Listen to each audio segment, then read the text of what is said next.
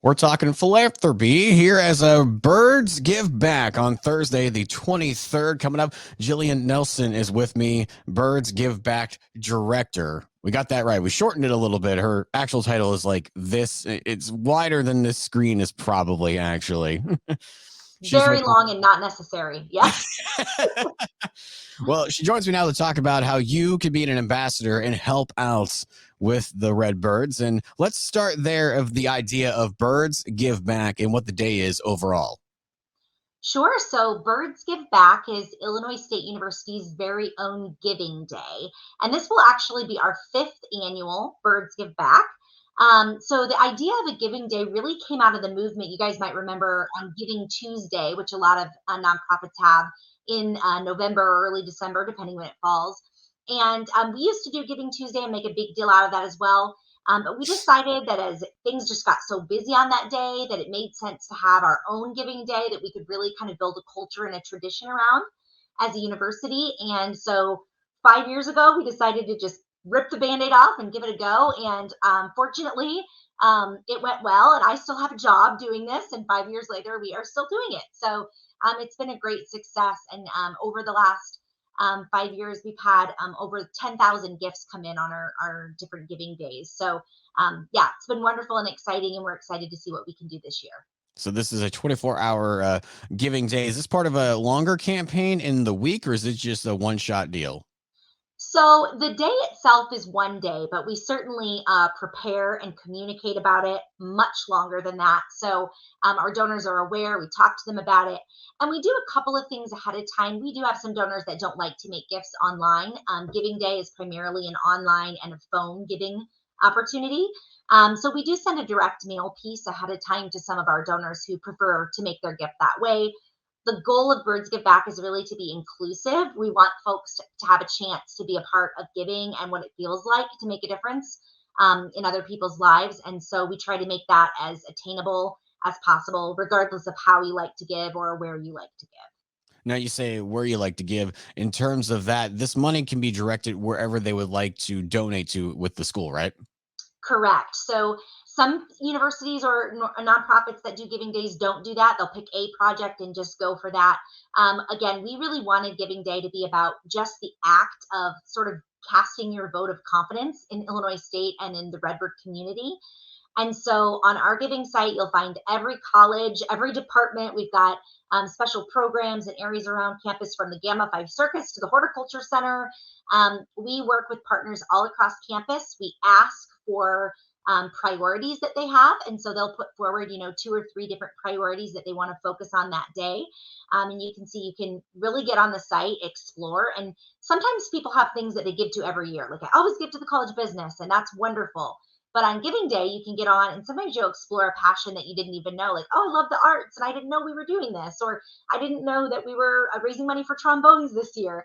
Or the Big Red Marching Machine has a special project. And so really people can find a passion in just about any area of campus that they can support.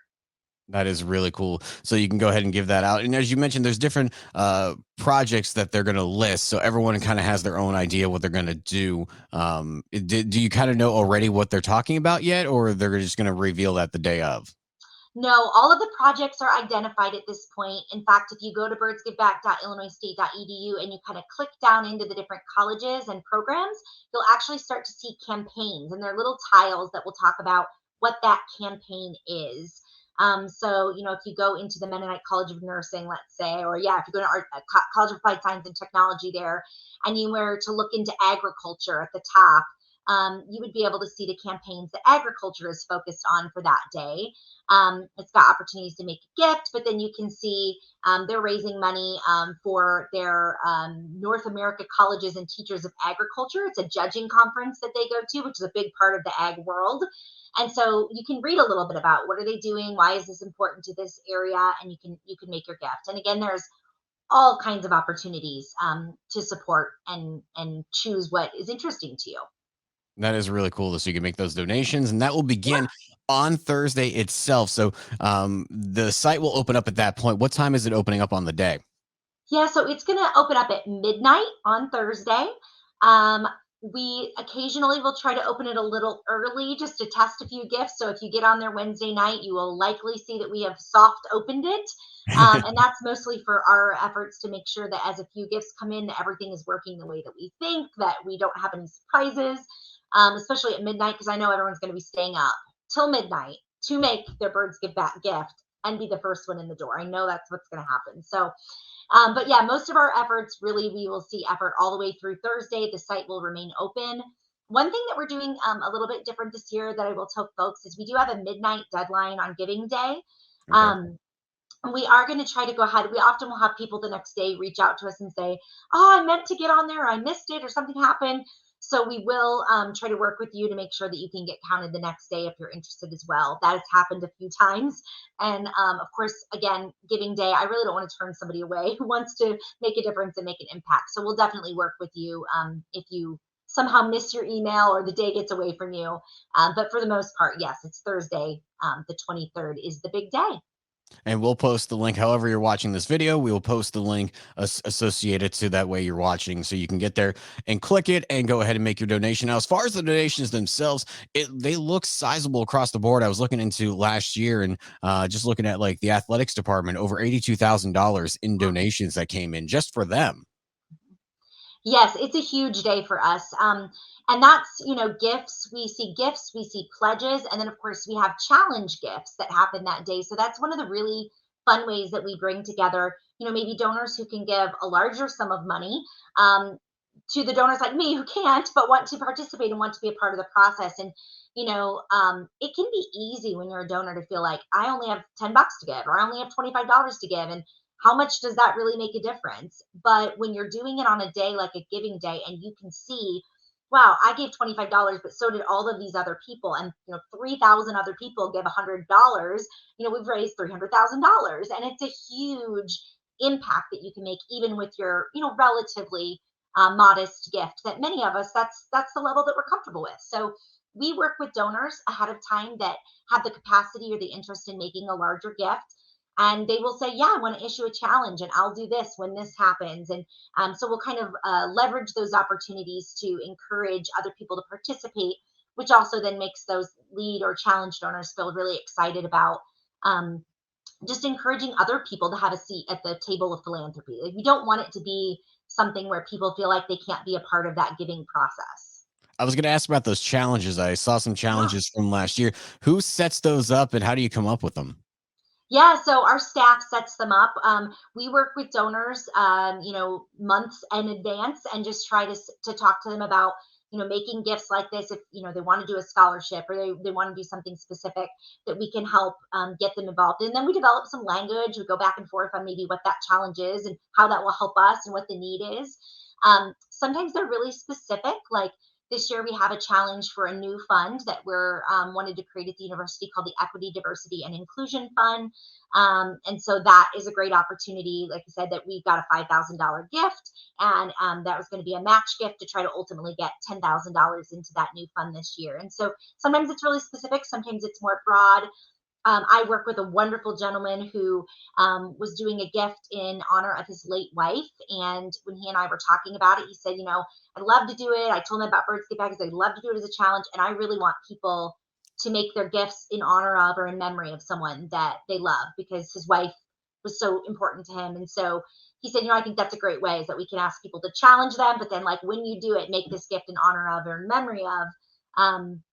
And then it becomes more than about giving. It becomes about spreading, Redbird love and joy, and just even telling your old professors that they made a difference, or that, maybe your old roommate reconnecting. And I think it starts to become less about the transaction and more about the community. And that's really what we're trying to generate, is a feel good day, where I always tell people there's no better day to give, because there's no better day that it feels as good to give than on Birds Get Back, because there's just so much excitement and fun around the day. And we try to really roll out the red carpet and make you feel good about the gift that you gave, whatever size that you're able to give. And just everybody connecting over their Yeah. their love of the university and what they just going there, and being a part of their memories, even bring back some love of what they went, how they went to school there and what they may have Yeah. experienced.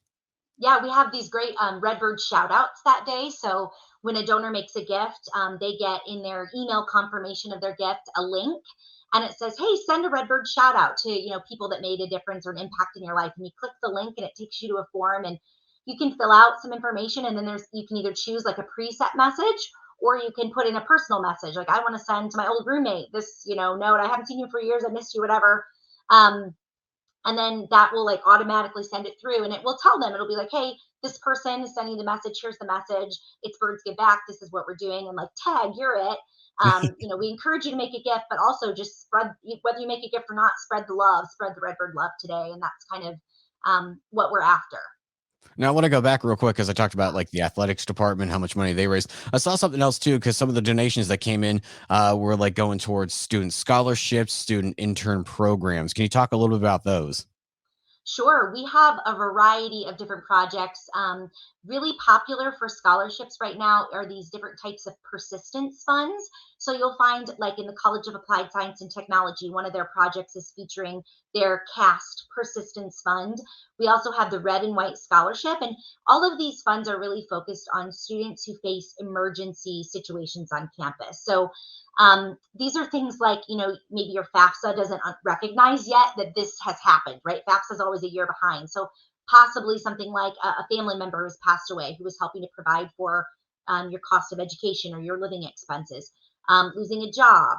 The COVID-19 pandemic was a huge depletion on our emergency funds for students, because we had a lot of students that were in those situations where they couldn't work, or they didn't have space, or they were stuck, or lots of issues like that that we were trying to support students through. So scholarship, I would say, is in most every area you're going to find. And you could decide, I want to give something really general, like the Red and White. Could any student from any college or department can get that.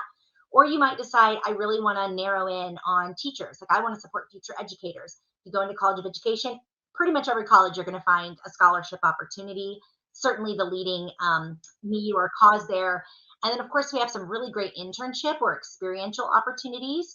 I can give you a couple of examples. The Horticulture Center, which is great in our community. I mean, even if you're not an alum, you're just a community member, but you maybe go to the Horticulture Center, or you go to the Shakespeare Festival, or you visit our performing arts and go see some of those wonderful shows. All of those have projects and programs on board. And the Horticulture Center is trying to raise money specifically to fund 2 summer interns. And so they kind of talk on their project page about what that will do and what that'll accomplish. Then we have cool things like the geology department is focused on a field study program that they do. And last year they raised had over 180 gifts. I Oh, think around wow. $80,000 too.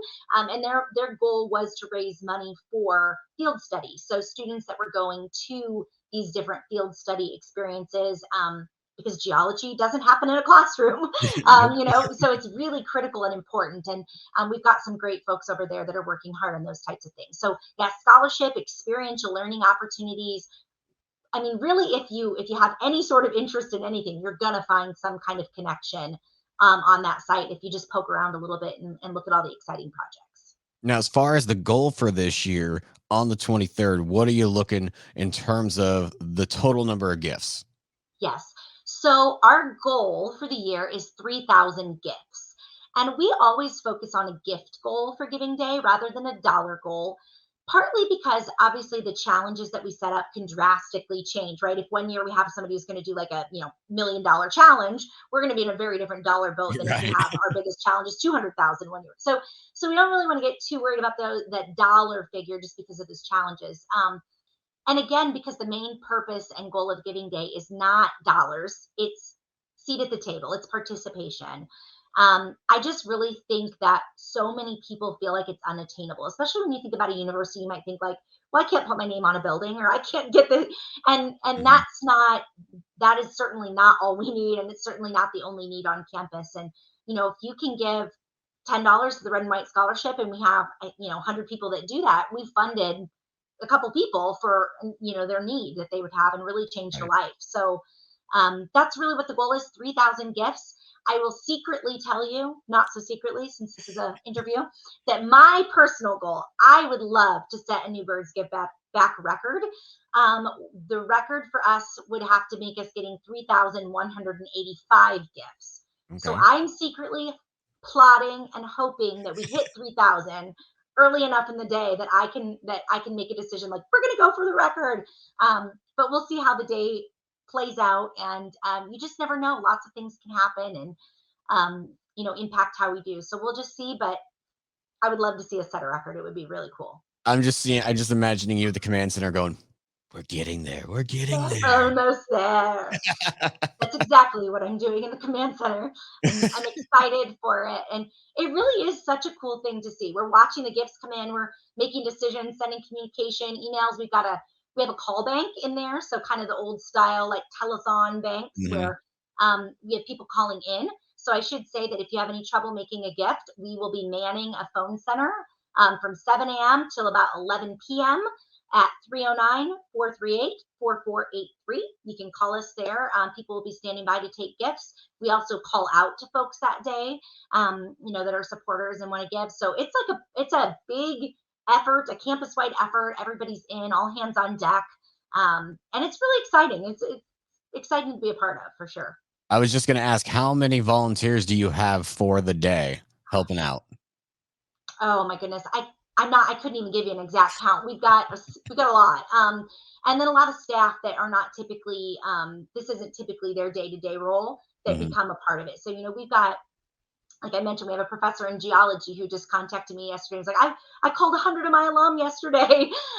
So just our faculty and staff that aren't even what I would say strictly volunteers, but they're doing work that is not typically, their research, their teaching, their learning, all that they do this extra because they really do care. I mean, they want their students to have resources. They want to be able to support faculty, research so that we can bring the best education to ISU. And I think that's why I've stayed at ISU so long and I like it so much, is that it is a community of people who really do the extra. You could come to work and just do exactly what's in your job description. I don't encounter that much at our university, and I'm really proud of the volunteers and the staff that I work with that work hard to make this happen. Well, and to everyone who's going to be donating, they really appreciate you because what they're doing, on top of just the scholarships that we talked about and helping out with that, the funds that are coming in are really helping to provide a state of the art facility for students. Yes, absolutely. We certainly raise funds for facility improvement, technology. For example, the Mennonite College of Nursing, their project is focused. One of them is focused on virtual reality equipment and how that can help prepare nurses. So how we can create different scenarios for them to kind of walk through in a virtual environment. That hopefully then help them learn and make those mistakes in a virtual environment and not a real, medical situation and environment. And so all of those types of things cost money, and certainly private giving is what enhances that education. So we want to provide a baseline level of education, and really those gifts are what take it to that next level and enhance the educational experience. So, and the website one more time for folks to go to. Go to birdsgiveback.illinoisstate.edu. Yep, and you'll see all that right there. I want to touch on this video. Was this done by students? No, this was made by our marketing area and our marketing department, and this is one of our theater faculty members who was starring as our philanthropist, our fancy philanthropist in there. Yes, it's hilarious. Yes, you can check it out on YouTube. It's pretty funny. And again, it kind of goes back to really our theme, which is just that philanthropy can feel unattainable or unapproachable sometimes when you hear that word, or when you hear I don't know, I think of fancy people, and Yeah. I am not a fancy person, and so to me it's just trying to start to talk to people about, it's just giving to what you love and figuring out what that is. Whether it's whether it's a multicultural center, Ewing Cultural Center. Again, you don't even have to be an alum, and you might be like, oh, I love going to Ewing and walking on the paths, or whatever those things are. Yeah, there's just a lot of good opportunities to connect and give back at whatever level works for you. And to wrap up here, anything lastly you want to say to folks before we get into Thursday and get into the day of giving? Just that, we appreciate everyone who supported us in the past. And, whether you support us on Giving Day, that's one thing I will also say. We have a lot of donors who make gifts not on Giving Day. And we also celebrate those, and we're really grateful for them as well. But there is something really special and unique and exciting about Giving Day. The last thing I'll mention is we do have something new this year, which is we have a new platform for our giving, which has allowed us to try a few new things. One of them is called leaderboards. So um, there's going to be little competitions for things like the college with the greatest number of gifts, or the department or unit with the greatest number of dollars or gifts. We have a biggest boost, or basically like a most improved leaderboard. And our areas can actually win some additional funding for their college unit or campaign based on landing in that top three.